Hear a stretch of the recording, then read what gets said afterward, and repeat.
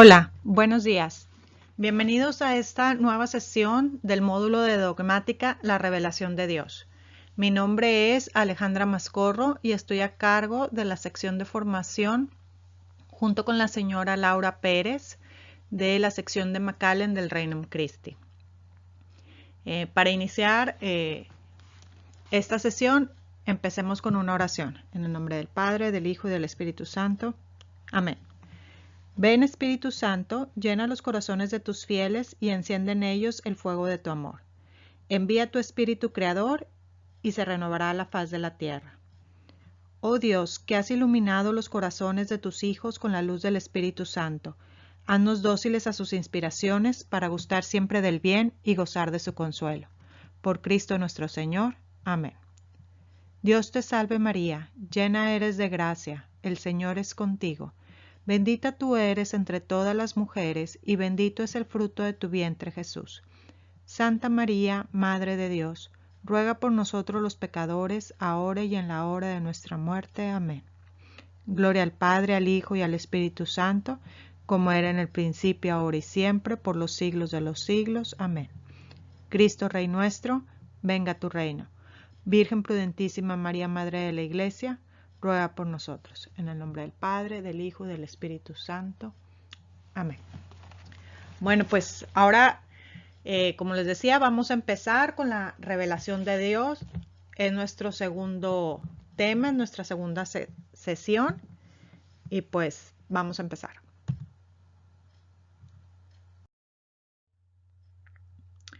¿Cuáles son las ideas claves de este tema? Pues Dios sale al encuentro. Esto lo podemos ver en los números del 51 al 53 del Catecismo de la Iglesia Católica.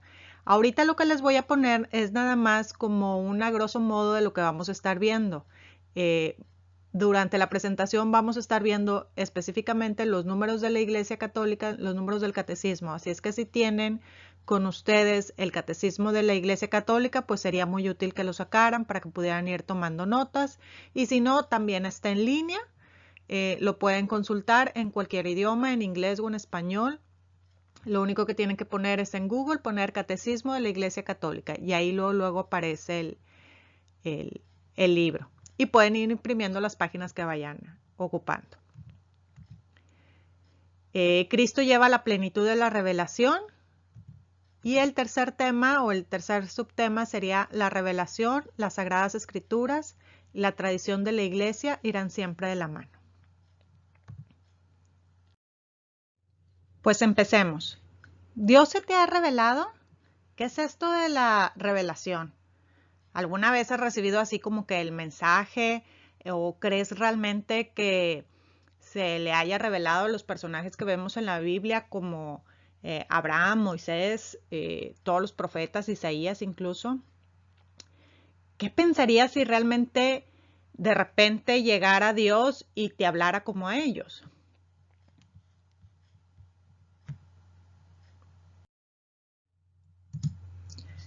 Bueno, empecemos con revelación. Vamos a desmenuzar la palabra como lo hicimos la vez pasada con la palabra dogmática. Revelación. Revelación viene de la palabra revelare, latino, que quiere decir quitar el velo. Podemos pensar en una novia que va camino hacia el altar, el encuentro con el novio, y antes, algunas lo siguen haciendo, van con la cara cubierta, la cara cubierta con el velo. Llegan al altar, llegan con el novio, y ya el novio les levanta el velo. Y ya pueden ver, se aseguran que sí, sea la novia, ¿verdad? Se ve mucho más clara, porque al principio pues ves que viene una muchacha caminando y le ves la cara, pero no ves todos sus rasgos físicos. Al quitar el velo podemos tener una idea más clara de lo que hay detrás. Entonces, esto es revelación. Para este estudio, pues obviamente es lo que Dios nos quiere enseñar. Es la manifestación de alguna verdad hecha por Dios al hombre, como en el caso de su propio ser, de la existencia de su propio ser, o su nombre y los designios de la salvación. Cuando Dios le habla a Moisés, se está revelando, ¿verdad? ¿Qué era lo que quería? Quería que sacara a su pueblo de Egipto. Cuando se le revela a Abraham, por ejemplo, también quería que fuera el padre de Israel, ¿no? Le decía, de ti voy a ser, serás el padre de todas las naciones. Pues existen dos clases de revelación, la revelación natural y la revelación sobrenatural. En la clase pasada del conocimiento de Dios podíamos llegar a una revelación natural, podíamos llegar al conocimiento de Dios a través de sus obras, de verla, comentábamos de que cómo era imposible pensar que no existía un Dios cuando veíamos todo el orden en el universo. Entonces, pero esta revelación pues no es ni exhaustiva ni es perfecta porque nos faltan muchos aspectos de la existencia de Dios. En la revelación sobrenatural, ahí sí podemos conocer, ahí sí ya es cuando Dios nos habla, no es algo natural, no es algo común. Y pues ya Dios nos dice qué es lo que quiere de nosotros para salvarnos. Y a lo largo de toda esta clase o de todo este módulo, cuando digamos revelación, nos vamos a referir a a la revelación sobrenatural, es decir, a las cosas que Dios nos ha manifestado para salvarnos, para nuestra salvación.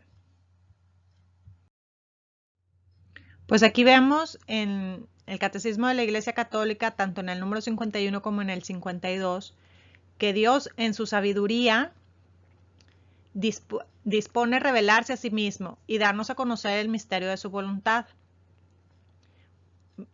Y también nos dice que al revelarse a sí mismo, Dios quiere hacer a los hombres capaces de responderle, de conocerle y de amarle, más allá de lo que ellos serían capaces por sus propias fuerzas. A lo mejor está muy enredado, a lo mejor dices, ay, es que estas palabras de aquí me voy a tardar 3 horas. En palabras más sencillas y poniéndolo con una analogía simple de amor humano, pues siempre estamos pidiendo que, sobre todo en nuestras parejas, dices, es que no me abres tu corazón, no me enseñas quién eres, qué estás pensando, qué estás sintiendo. Pues Dios sí, Dios a través de sus revelaciones nos enseña de alguna manera lo que quiere para nosotros, lo que espera de nosotros.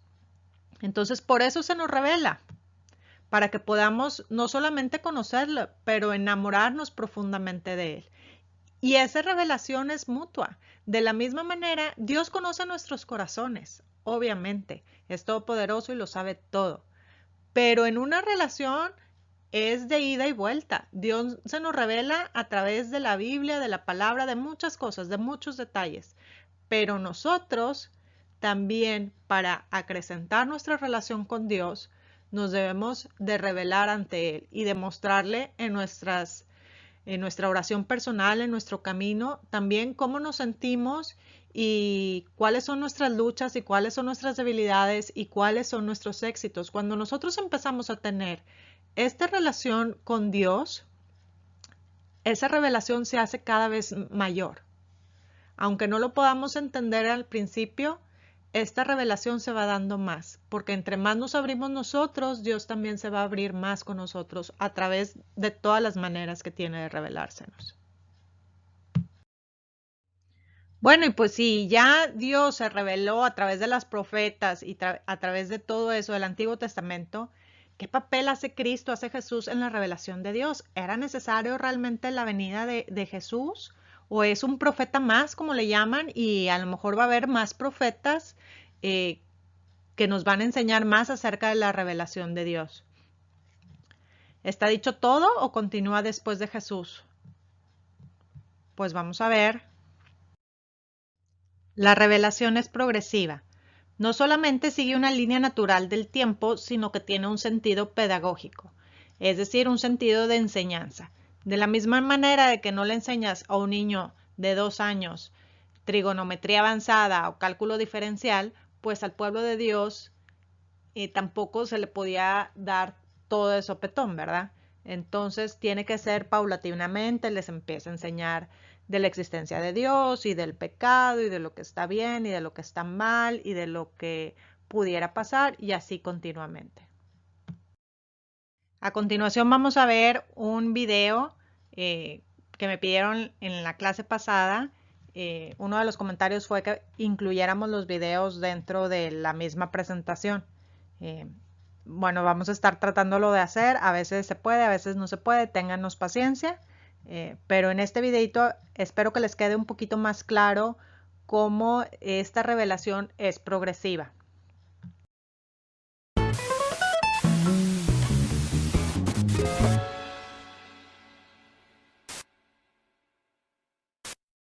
¿Cómo se ha revelado Dios?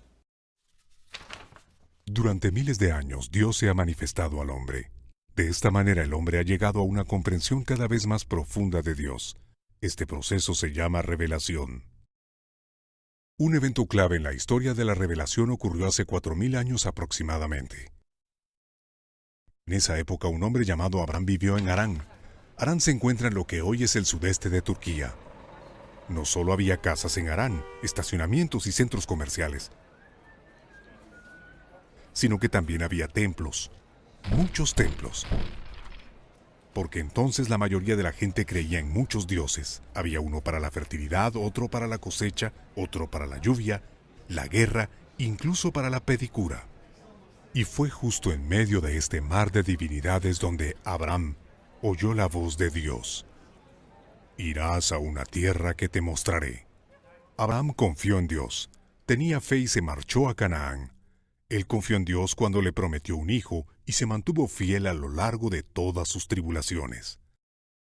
Abraham, que vino a ser llamado Abraham, es considerado como el padre de la fe en el único Dios. Los descendientes de Abraham son llamados israelitas. Muchos años más tarde, los israelitas cayeron bajo el poder de los egipcios. Comenzó un nuevo capítulo y entonces tuvo lugar la conocida historia de Moisés. Después de muchos años de esclavitud, del fenómeno de la zarza ardiente, de un faraón que se mantuvo cambiando de opinión y finalmente de las muchas plagas, Moisés llevó a su pueblo a la libertad. A lo largo del camino hacia la tierra prometida, Dios dio a los israelitas los 10 mandamientos e hizo un pacto con ellos. Finalmente estos conquistaron la tierra de sus antepasados y se establecieron en ella. Y así pasaron luego años y años. Entonces los israelitas exigieron a un rey y les fue otorgado Saúl. Su infeliz gobierno fue sucedido por David. Bajo el reinado de David y aquel de su hijo Salomón, Israel experimentó un período de prosperidad. El templo de Jerusalén fue construido en ese tiempo. Después el reinado se deshizo e Israel se convirtió en el peón de sus poderosos vecinos. Primero fueron los asirios y luego los babilonios, después los persas, los griegos, después de los ptolemeos y seleucidas, y finalmente fueron sometidos al imperio de Roma. Durante todos estos siglos el pueblo de Dios experimentó una historia de montaña rusa que a menudo fue más bien dolorosa. Pero siempre y a pesar de todo, Dios se reveló a sí mismo. Así es la pedagogía divina. Dios habla no solo a través de sus profetas, sino también a través de la historia de su pueblo. Y así el pueblo de Israel lentamente captó quién es Dios. Empezaron a entender que se podía ser esclavo no solo de los egipcios, sino también del pecado, que necesitaban un éxodo de la esclavitud del pecado. Se dieron cuenta de que su tierra prometida solo podía ser un pálido reflejo de la verdadera casa celestial, que a pesar de todos sus esfuerzos, la ley nunca los haría hombres justos, sino solo la acción de Dios. Comprendieron que era necesario un Salvador, un Redentor de la humanidad enviado desde lo alto. Y entonces hace 1000 años, en la plenitud de los tiempos, como es dicho, Dios actuó. No, un poco más a la izquierda. Jesús, el Redentor de la humanidad, nació en Belén. Su venida sucedió de manera diferente a como muchos la habían previsto. No era un guerrero colosal o un superhéroe listo para enfrentarse a los romanos. Predicó paz en medio de la opresión. Luchó contra el odio con amor. Él nos dio la vida por su propia muerte. Para algunos de los israelitas era evidente que con la venida de Jesús todas las promesas de los profetas se habían cumplido, y así llevaron el mensaje de la salvación a los confines de la tierra. Estos fueron luego llamados cristianos, y hoy en día forman parte del grupo más grande de creyentes en la tierra. En fin, esta es una versión breve de la historia de la revelación de Dios. Lo que encontramos no es solo una colección de cuentos heroicos. Dentro de esta historia encontramos santidad y pecado, y muchas veces en la misma persona. Y entre las líneas de estas historias de santos y pecadores, Dios se revela a sí mismo.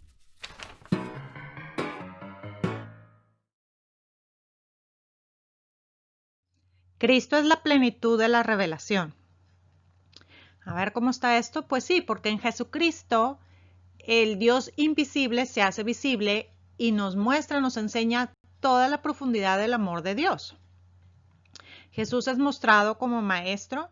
De una manera sencilla les explica a los discípulos con parábolas de cosas que ellos pudieran entender. Ellos entendían de viñas, ellos entendían de rebaños, ellos entendían de pesca, y así es como les habla. Muy sencillas, pero a la vez hablaba con autoridad y con doctrina única. Con Jesús llega el reino a los hombres, pero también llega como profeta y muestra una continuidad en la tradición judía al modo en que los profetas actuaban. Aquí se le atribuye las palabras de Isaías: el espíritu del Señor Yahvé está sobre mí, por cuanto me ha ungido Yahvé. Es Isaías 61:1. Y también como hijo, porque Jesús dice, habla de mi Padre y de vuestro Padre, pues nosotros somos hijos en el Hijo. Mientras que Él es el Hijo único, existe toda una intimidad de amor entre el Padre y el Hijo. Y dice Jesús, todo me ha sido entregado por mi Padre, y nadie conoce al Hijo sino el Padre, y nadie conoce al Padre sino al Hijo, y a quien aquí el Hijo se lo quiera revelar. Esto está en Mateo 11:27. Entonces, pues ahora sí que Jesús abarca todas estas áreas, como maestro, como profeta, como hijo. Y Cristo es la última palabra de Dios. Oyéndole a Él, todos los hombres de todos los tiempos pueden saber quién es Dios y lo que es necesario para su salvación. Ya no es necesaria más revelación, pues el mismo Dios, quien ha venido a mostrarse como camino, verdad y vida. Cristo es mediador y plenitud de toda la revelación. Bueno, si Jesús es la revelación y es el culmen de la revelación de Dios, ¿qué nos dice la Iglesia acerca de todas estas apariciones y todas estas revelaciones privadas que ocurren? ¿Son aceptadas? ¿No son aceptadas? ¿Qué podemos pensar de estas? Por eso, cada vez que algo se aparece, alguna revelación se hace, algún vidente, alguna cosa, la Iglesia tiene que estudiar profundamente todos estos mensajes y todo lo que se da, porque puede que el mensaje sea 99% correcto, pero si hay algo que es contrario a las enseñanzas de la Iglesia o a lo que Jesús sobre todo nos dejó en sus enseñanzas, que no van de acuerdo, entonces ese 1%, ese 0.005% hace inválido todo el mensaje. De nada sirve que esté tan bonito y tan bien estructurado y tan bien hecho si hay algo de mentira. Por eso, como ejemplo de estas revelaciones privadas, tenemos la revelación de la Divina Misericordia, la revelación incluso, la aparición de Guadalupe, de la Virgen de Guadalupe, las de Fátima, todas esas apariciones. Y por eso Medjugorje, aunque aparentemente hasta ahorita son todo lo que ha dicho la Virgen va de acuerdo a la Iglesia Católica, la Iglesia no se puede pronunciar en ello porque no han dejado de suceder. Entonces no sabemos si en 2-3 días, en 2-3 meses, en 2-3 años pudiera pasar algo, estos videntes pudieran anunciar algo o el mensaje podría ser contrario a la Iglesia Católica. Entonces por eso tenemos que esperar a que todos los mensajes paren, a que ya no haya más revelación, para entonces poder analizar el contenido del mensaje y determinar si es verdadero o no. ¿Por qué es importante esto? Porque en el caso de ciertas religiones no cristianas y también de ciertas sectas recientemente se fundan en semejantes revelaciones. Y la Iglesia es la custodia de la fe, es la que cuida la fe y la que cuida que no haya variaciones y que no haya desvíos de lo que Dios nos ha ha revelado a través de los siglos. De ruido, el Antiguo Testamento con el Nuevo Testamento, ¿existe conexión realmente entre ellos o agarramos el Nuevo Testamento y nos olvidamos completamente del Antiguo Testamento? ¿O cómo podemos como empatar todas las enseñanzas de Dios? Porque entonces quiere decir que antes en el Antiguo Testamento estaba mal y ahora ya está bien, o ahora estamos mal y nos tenemos que ir con el Antiguo Testamento. Ahí puede haber contradicciones o puede haber dudas respecto a esto. Tenemos que empezar, podríamos pensar como la revelación de Dios como una línea histórica y una unidad y progreso entre los dos testamentos. El Antiguo Testamento se puede considerar que es la preparación para la venida de Cristo. Si lo hacemos como una analogía, como si fuera un partido de fútbol, podríamos entender que el Antiguo Testamento es todo lo que se hace para prepararse para un juego, todos los entrenamientos, todas las sesiones, estudias al oponente, etcétera, etcétera. Y hay cosas que a lo mejor no tienen sentido. No sé si les ha tocado ver algún entrenamiento de soccer con los niños, o los jugadores y demás ponen unos conos en el piso y están llevando la pelota a través de esos conos, que dices tú, pero si no va a haber conos en el juego, mejor que nada más se pongan a jugar y ya. Pues no, todo va teniendo un sentido porque se desarrolla una habilidad, se desarrolla algo. Es lo mismo con el Antiguo Testamento. Todo lo que está escrito en el Antiguo Testamento era preparación para el juego. ¿Cuál es el juego? Pues es lo que hay en los evangelios. Es el culmen de la revelación. Cuando Jesús viene, cuando Dios se hace hombre, viene entre nosotros y ya nos enseña y nos revela el reino de Dios. Nos enseña el mandamiento nuevo. Nos da se da a sí mismo y nos deja su mismo cuerpo en nosotros, nos da el Espíritu Santo, nos manda el Espíritu Santo, el Consolador. Entonces, realmente, en la venida de Cristo, todo lo que sucede mientras Cristo está aquí en la tierra es considerado como si fueran los 90 minutos del juego. Y bueno, ¿y qué sucede con todos los demás libros que hay en el Nuevo Testamento? Como los Hechos de los Apóstoles, las cartas. Bueno, eso resalta lo mejor de Cristo. Eso nos ayudan. Son como los comentaristas después del juego, que están analizando el juego y mire que viste que la jugada es que si le metió foul, no le metió foul, que si era penal, que si no era penal, que si era fuera de lugar. Bueno, los nuevos libros, los libros del Nuevo Testamento, perdón, eso es lo que nos ayudan a entender un poquito más el mensaje de Cristo. San Pablo, por ejemplo, menciona que no hay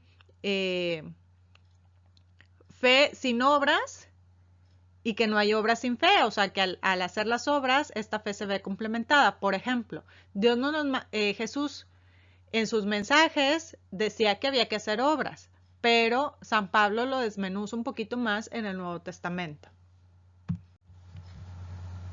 Y aquí podemos ver, este es un cuadro un poquito más gráfico de cómo podemos ver todas las Sagradas Escrituras en su totalidad, el Antiguo Testamento, que está dividido a su vez en libros del Pentateuco.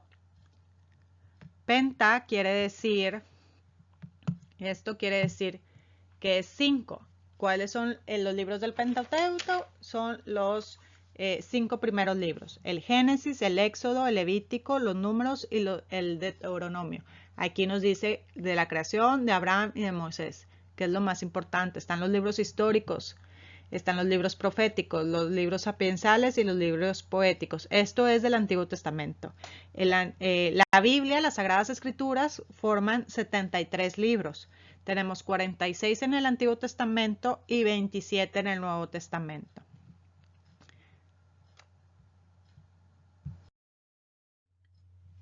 Y todas las Sagradas Escrituras forman un mismo mensaje. En la Iglesia Católica entendemos que las Sagradas Escrituras y la tradición forman parte de la revelación de Dios a su pueblo, y que es tarea del magisterio, es decir, de la Iglesia, interpretarla y dejarla a disposición de los fieles. ¿Por qué? Porque así como en en casi todos los gobiernos del mundo existe una constitución y existe una Suprema Corte que se dedica a interpretar estas leyes, porque yo a lo mejor para mí yo entiendo que esto es literal y que se tiene que hacer tal cual. Y el juez es el que está preparado, es el que ha estudiado, es el que puede ver en todo el contexto realmente lo que significaba esto. También está en 2 de Tesalonicenses, San Pablo dice, mantengan las tradiciones que aprendieron oralmente y por escrito, o por escrito. Entonces, Jesús no escribió ningún libro, ni mandó decir que escribiera ningún libro. Por eso es importante que acudamos a la iglesia, porque hay muchas cosas que no están escritas, pero forman parte de la tradición. En ningún lado está escrita la misa tal cual como la tenemos ahorita, pero eso forma parte de la tradición. ¿Por qué? Porque los apóstoles, desde los primeros cristianos, se reunían el domingo, confesaban sus pecados, leían las escrituras, hacían la fracción del pan, se daban la paz entre ellos. Realmente no ha cambiado y no es que, pero en la Biblia en ningún lado está tienes que ir a misa los domingos y la misa tiene este contexto y este formato. La misa forma parte de la tradición de la iglesia. La iglesia es la que se ha encargado de resguardar las Sagradas Escrituras. La Iglesia Católica fue la que se encargó de juntar los libros que se apegaban más a sus tradiciones, porque algunos apóstoles vieron la importancia de escribir, de dejar por escrito lo que había hecho Jesús, lo que había dicho Jesús. Pero no fue sino hasta 300 años después, más de 300 años, que la iglesia se reunió en un concilio para determinar qué libros sí estaban de acuerdo a la tradición y qué libros no estaban de acuerdo a la tradición y no era lo que estaban haciendo. Entonces, por eso, si la Iglesia Católica fue la que creó el libro, pues entonces podemos confiar en que la Iglesia Católica sea la que interprete ese libro. ¿Por qué? Porque a mí el Espíritu Santo, así como leo un pasaje y me da un mensaje de esperanza o me habla de cierta manera, y en otro momento de mi vida voy a ver ese mismo pasaje y lo voy a ver de otra manera diferente, completamente en otra luz, y lo analizo en otra luz. Así de esa misma manera nos puede pasar para muchas cosas. Yo puedo pensar que el diezmo es el 10% y hay otra persona que puede pensar que el diezmo es solamente una parte de tu salario sin que eso represente algún sacrificio mayor. Que Dios dice que primero alimentes a tu familia porque esa es tu obligación, y que sí separes dinero para él y para sus ofrendas, pero no vas a dejar de comer por darle las ofrendas a Dios. Entonces, la iglesia es la que nos va ayudando a interpretar todo este tipo de mensajes, porque ellos crearon el libro. Ellos saben mejor que nosotros. Ellos pueden ver la Biblia en todo el contexto y no solamente sacar 2, 3 palabras fuera de contexto. Lo analizan con la luz del Antiguo Testamento, con el Nuevo Testamento y en razón también de nuestra situación actual como iglesia. Pero así como la iglesia es responsable de resguardar la escritura, las Sagradas Escrituras y la tradición, nosotros también somos responsables de transmitir nuestra fe, porque es un mandamiento: id por todo el mundo y proclamar la buena nueva a toda la creación. Es el mismo Dios que nos envía, desde los primeros cristianos hasta nosotros. Si se hubieran quedado pasivos en Judea y no hubieran ido a anunciar, no hubieran salido, no hubieran tenido ese deseo ardiente de comunicar la buena nueva, pues a lo mejor nosotros seguiríamos creyendo en Tlaloc o en los espíritus o en cualquier otra creencia. Realmente este mandamiento es parte de nuestra fe. Un cristiano es para los demás. Es por eso que tenemos como responsabilidad el acompañar a las personas de nuestros entornos a que lleguen al conocimiento de la verdad. A nosotros ser partícipes de la revelación de Dios. De nosotros dar también a conocer a Dios a todas las personas que nos rodean. Pues de nada serviría todo lo que hemos visto en esta presentación si no me doy cuenta de que Dios se ha revelado a lo largo de la historia y de mi vida. Pero ¿cómo acogemos esa revelación de Dios? Conozco el significado real de la revelación que Dios ha mostrado. Veo a Cristo como el centro de esa revelación. No espero más revelación que la de Cristo o ando buscando a ver qué más hay, ando viendo a ver qué vidente nuevo salió, ando buscando en cosas, en cartas astrales, en anagramas o en enegramas, no sé, en tantas cosas que hay que Dios me hable. Busco esa iluminación de repente a través, como los budistas. O veo la necesidad mutua entre la tradición y las escrituras. No me cierro a la idea de que no todo está escrito en la Biblia, y que también puedo aceptar que la iglesia tiene mucho más que enseñarme, que no todo está escrito, y que pues debemos de aceptar que la iglesia y su tradición y su magisterio conocen más que yo. Y confío en ese magisterio como autoridad para interpretar y custodiar esa revelación. La iglesia fue la que se encargó de armar y de juntar la Biblia y de estarla cuidando, y había monjes durante muchos años, hubo monjes que se encargaban de que no se perdieran esos escritos, de copiarlos y de asegurarse de que permanecieran tal cual, tal como habían sido originados, como habían sido concebidos originalmente, ¿no? Entonces, si tenemos duda, si de repente leemos en la Biblia algo y nos brinca y nos dice, pero es que, y podemos sacar de contexto, tenemos que averiguar qué es lo que nos dice la tradición de la iglesia. Si no sabemos dónde, nos podemos acercar a un sacerdote, a una consagrada, a nuestros líderes, a cualquier persona que pensemos que puede saber. Y no quedarnos con esa duda, porque eso es lo que nos aleja de Dios. Cualquier duda, cualquier cosa que tengamos nos puede alejar de Dios. Por ahí se puede meter el enemigo para irnos separando de la iglesia. Solo se necesita una duda. Como cuando le dijo la serpiente a Eva, ¿es cierto que no puedes comer de ninguno de los árboles? Era una simple duda, no era nada más, y de ahí vino el pecado original. Entonces no podemos permitir que la revelación de Dios se vea opacada en nuestras vidas por cualquier duda. Yo las invito realmente a que no dejen que esa revelación de Dios tampoco se pierda en su vida, y que no se dejen a veces perder incluso la fe por algunas dudas que surgen. La iglesia es rica, el magisterio de la iglesia es rica en análisis, en teología, en muchas cosas que yo no puedo ni siquiera terminar de imaginar. Si hay alguna duda que tengan en cuanto a la revelación de Dios, la iglesia ya vio esa duda y ya tuvo esa explicación, porque tenemos 2000 años de existencia. Entonces, hay que buscar, hay que preguntar, no hay que quedarnos con esa duda. Y pues los espero en el siguiente tema.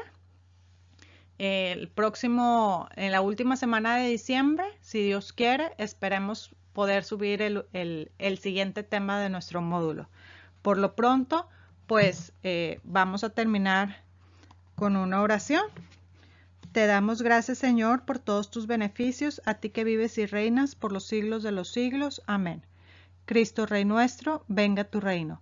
Virgen prudentísima María, Madre de la Iglesia, ruega por nosotros. En el nombre del Padre, y del Hijo, y del Espíritu Santo. Amén. Dios los bendiga.